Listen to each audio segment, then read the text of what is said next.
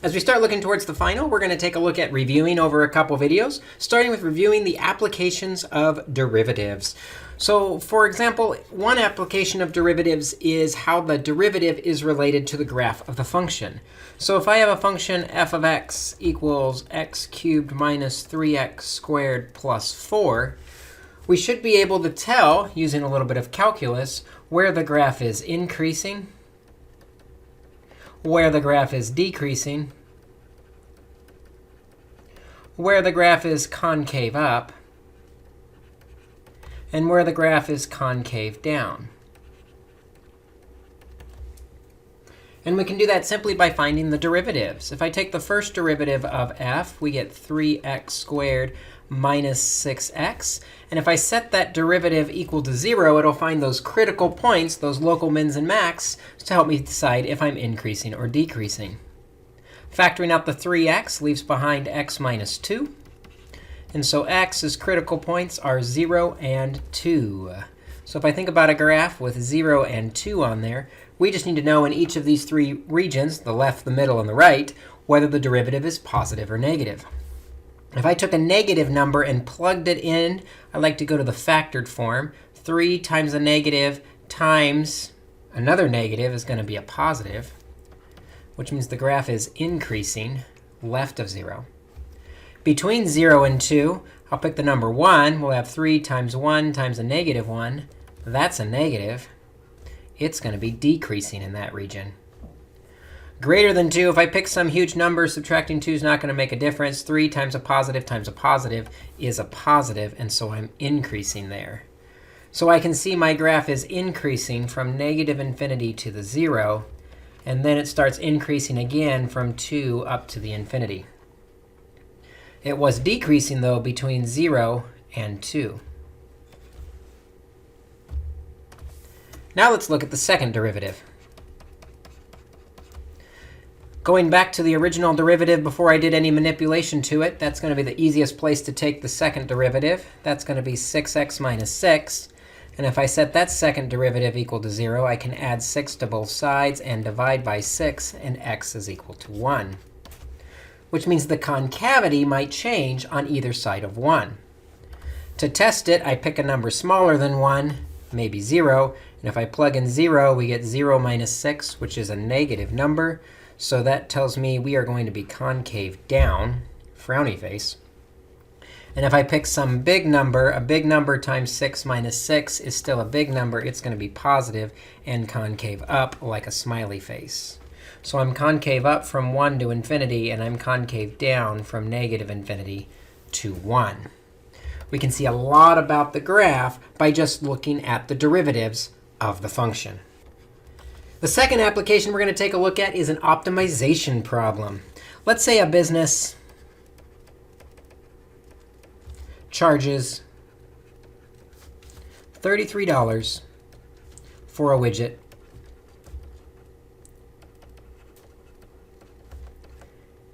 and when they do, they sell 60 of them. They've also done some research and determined that for every $2 reduction in price, they will sell 7 more. The question is, what should they charge?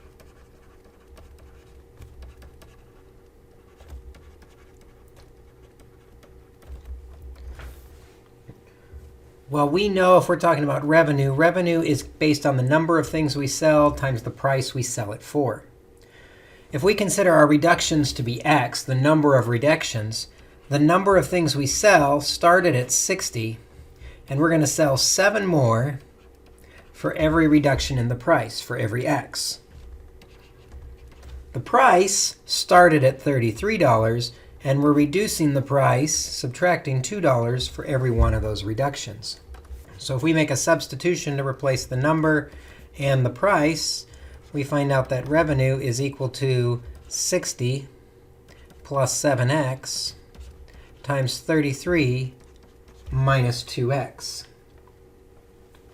Well, before we take the derivative, let's multiply that out. 60 times 33, I think that's 1,980. minus 120x plus 231x minus 14x squared. And if I combine like terms, that's negative 14x squared plus 111x plus 1980. That tells me the revenue. We want to know when it's a maximum, those optimal points happen at the derivative. So we'll take the derivative of the revenue, which is going to be negative 28x plus 111. And we set that derivative equal to 0 to find the optimal point. If I add 28x to both sides and divide both sides by 28, x is, on my calculator, about 3.964. That is the number of reductions in price we want to do. The question is, what should they charge? What's the price? Well, we have a price equation, so let's plug that in to find out the price. The price is 33 minus 2 times the number of reductions, which is 3.964. And if I put that into my calculator, rounding to the nearest penny, I'm getting $25.07. That's the price they should charge to maximize their revenue. Speaking of revenue, this idea of taking the derivative of the revenue function leads nicely into the idea of marginal revenue.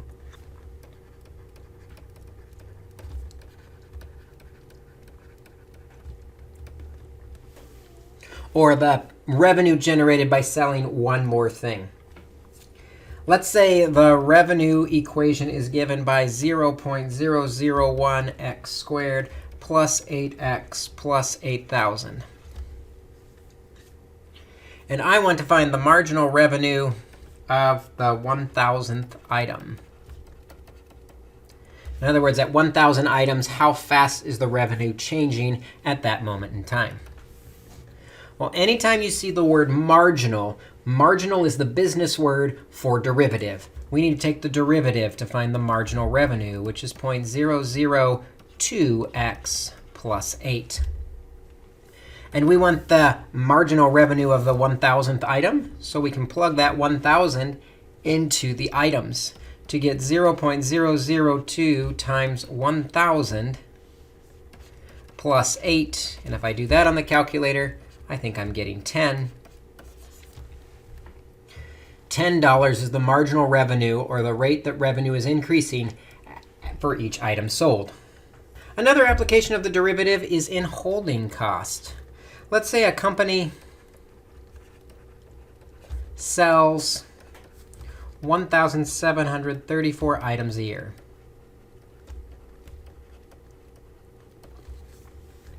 Holding costs to store those items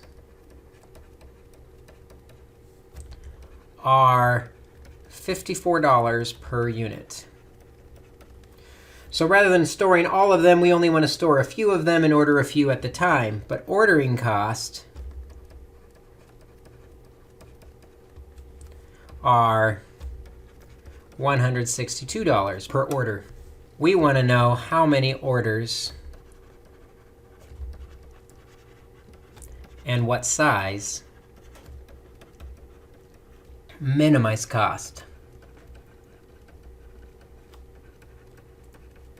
Well, to set this up, we're going to remember a couple of things. One is that the total cost are equal to the holding cost plus the reorder cost. And if x represents the number per order,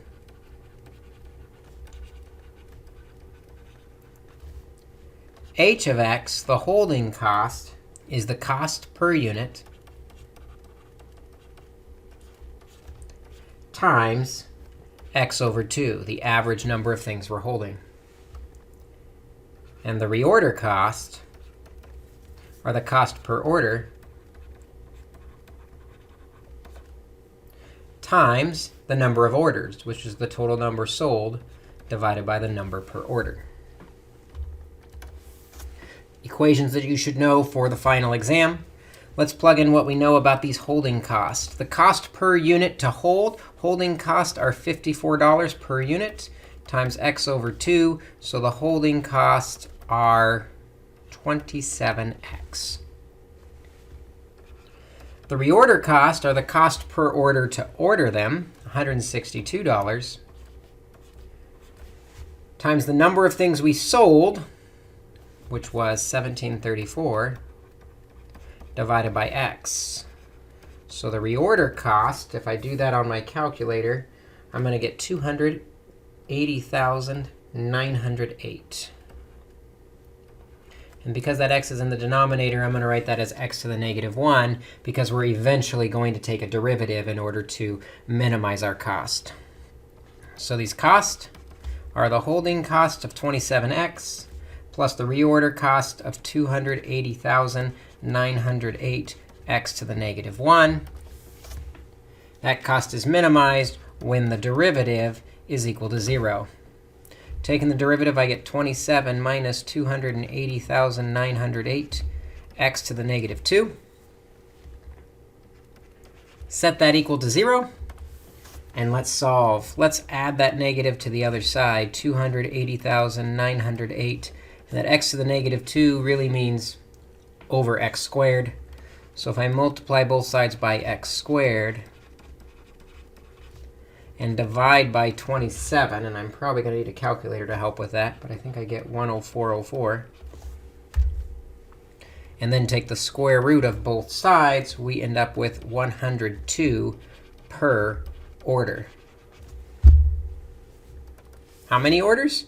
Well, there was 1,734 things divided by the 102 orders.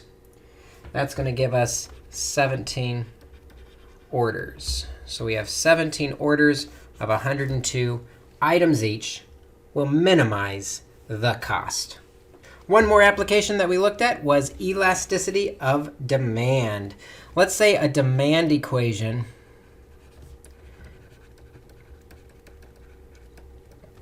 is given by Q equals 375 minus 2p squared. We're going to find the elasticity of demand at the price point of $2 for this item. Now, a couple more formulas to remember. You should know that elasticity of demand is given by epsilon is equal to negative p over q times the derivative of q with respect to p. So we need to find all those pieces of information. The derivative of q with respect to p, taking the derivative of our demand equation, should be negative 4p. We need to know what that is actually at the price point of $2. So negative 4 times 2, that derivative is negative 8. That tells us the dq dp is going to be negative 8. The price we already know is 2. What we don't know yet is the q, the demand, but we can find that quickly by just plugging into our q equation. So q is equal to 375 minus 2 times the price, which is 2 squared.